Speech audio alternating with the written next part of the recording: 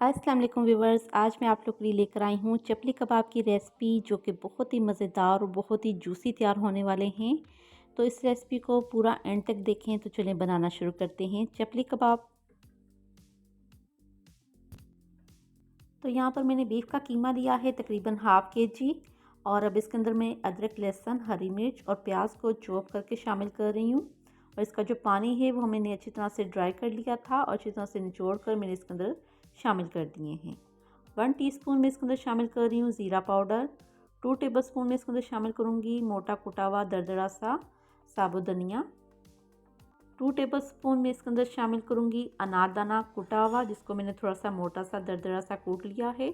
ये तकरीबन शामिल कर रही हूँ 2 टेबलस्पून। कुटी हुई लाल मिर्चें शामिल करूँगी 1 टीस्पून। नमक शामिल करूँगी इसमें हाफ़ टी स्पून। गरम मसाला पाउडर शामिल करूँगी हाफ़ टेबल स्पून। 2 टेबलस्पून इसके अंदर मैं बेसन शामिल कर रही हूँ। इससे हमारे चपली कबाब बिल्कुल भी नहीं टूटेंगे, बहुत ही ज़बरदस्त बाइंडिंग का काम करेगा ये। और 1 टेबलस्पून में इसके अंदर मेल्ट किया हुआ घी शामिल कर रही हूँ। हरा धनिया है बारीक कटा हुआ, ये शामिल कर रही हूँ। और अब इसको हाथ की मदद से अच्छी तरह से मिक्स कर लेंगे।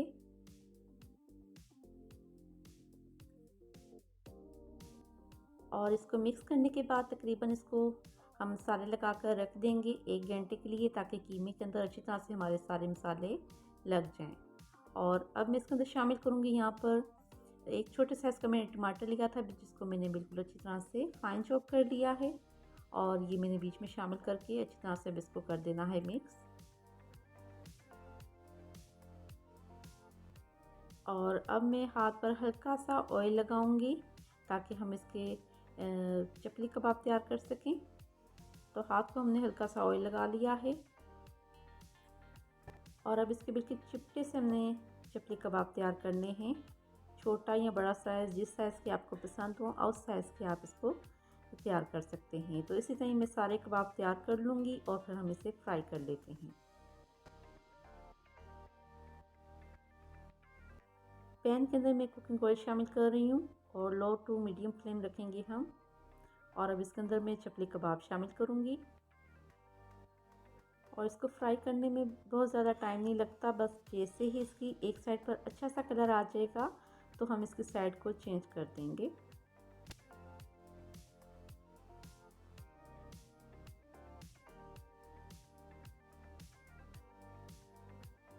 और अब हम इसकी साइड को चेंज कर रहे हैं। देखें बहुत ही ज़बरदस्त सा कलर आ चुका है इसके ऊपर।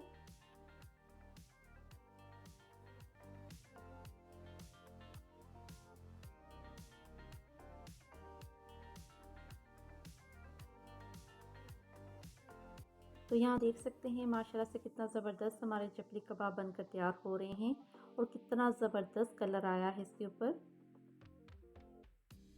दोनों साइडों पर बहुत ही अच्छा सा कलर आ चुका है।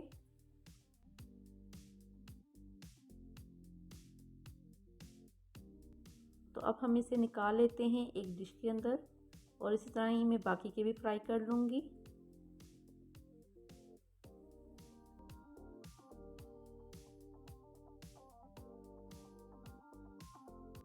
तो लीजिए यहाँ पर बहुत ही मज़ेदार हमारे चपली कबाब बनकर तैयार हैं। एकदम जूसी तैयार हुए हैं बनकर, बहुत ही सॉफ्ट हैं और बहुत ही मज़ेदार बने हैं। इस रेसिपी को आप ज़रूर ट्राई करें। बहुत ही आसानी के साथ आप ही घर में खुद चपली कबाब तैयार कर सकते हैं। और अगर आपको ये रेसिपी अच्छी लगे लाइक और शेयर ज़रूर किया करें और अपना बहुत सारा ख्याल रखिएगा। अल्लाह हाफिज़।